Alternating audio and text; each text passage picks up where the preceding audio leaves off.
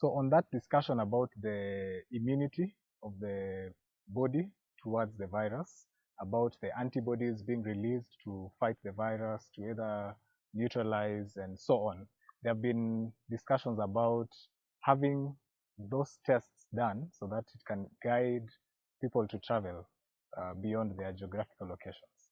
So there have been a discussion about immunity passports. What is that whole discussion about? What are immunity passports? And yeah, you could tell us more on that. Yeah, so that is an important question because as we speak, our borders are locked. Okay, we're in a global community. You cannot move around as it were. Literally in the airspace, it's only birds which are there. We do not have aeroplanes moving all about. Aeroplanes are parked. We have places in our country like Nairobi, Mombasa, and I think some of the northeastern counties that are under lockdown. People cannot move in or out.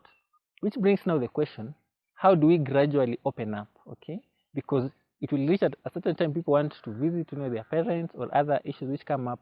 And I notice that it is entirely a political process, but they are, from a medical standpoint, what are some of the suggestions which have been brought up? One of the things which has been brought up is the whole issue of immunity passports.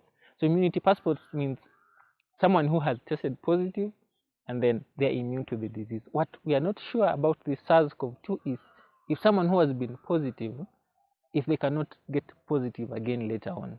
So there have been suggestions that you can test people, give them a certificate for 2 weeks. I think I had that for like truck drivers or people want to come from Mombasa outside the lockdown areas, is they're given a test. But the limitation is you can do a test, but that doesn't mean if you are negative today, you'll not be positive tomorrow or a few days from now. So it presents a lot of issues. And the other challenge about this antibody test, they may be rapid, they may be cheap, but there are several things which they do not tell us. And I think we had talked about them. So if you're talking about immunity passport and you have a negative antibody test, what does it tell us? It could mean the person has not been infected. Okay, so if you have a negative test, then you have not been infected, so you can move around. Okay, you can leave your area and say, you can leave Nairobi, or if the airspace is back, you can say, now I can leave Nairobi and get outside the country because you have a negative antibody test. But what it could also mean is the person was infected very recently, between 8 to 10 days. So someone has been infected, they have not mounted an antibody response. So using it as a passport is not effective because someone can be negative, but a week ago they got the virus, and as they move around, they would keep transmitting the virus. So a negative antibody test doesn't tell us too much. Then the other thing, a negative antibody test could mean that the person was infected but cleared the virus without having an antibody response.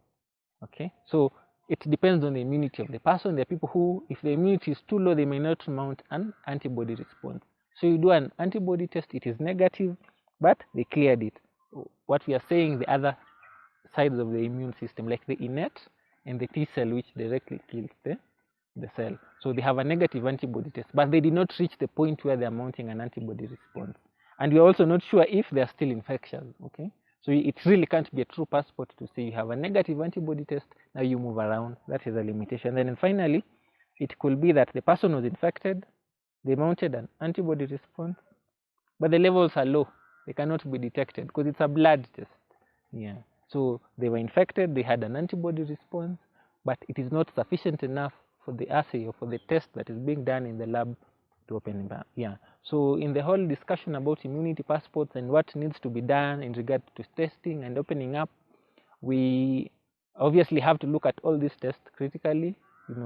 Medical media being a scientific forum, we have to look at each of the antibody tests, and it's not just one test. We have more than 100 antibody tests, but they only focus on the IgG and AGM, but they have different companies. They have not been validated in a huge population because you need a certain number to know what is its sensitivity and its specificity.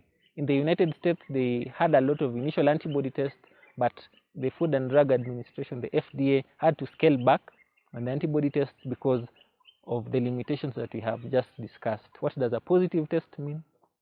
What does a negative test mean? And what are some of the implications moving forward? Thank you so much, Dr. Nathan, for such an elaborate, very informative discussion about the various discussions that are happening to do with COVID-19, and especially on the immunity passport.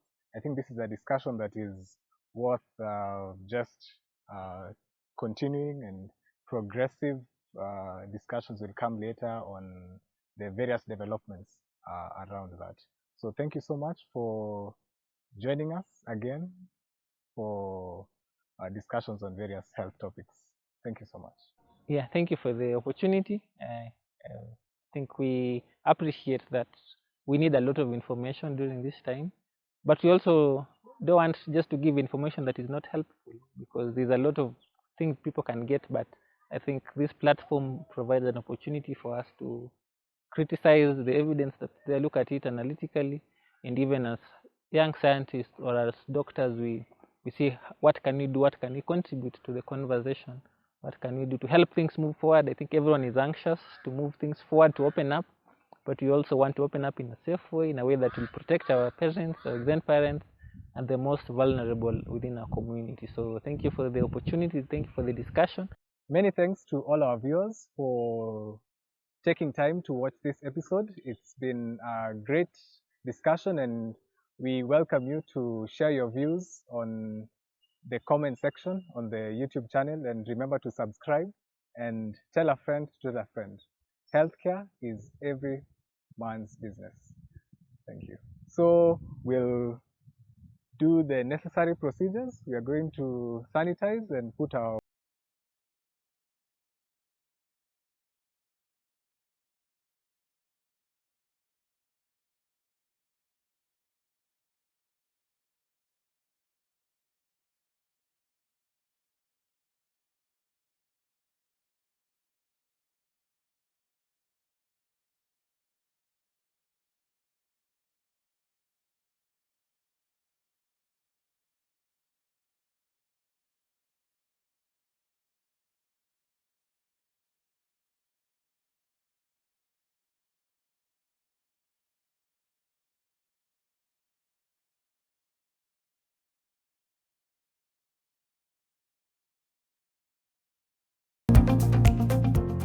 Thank you so much.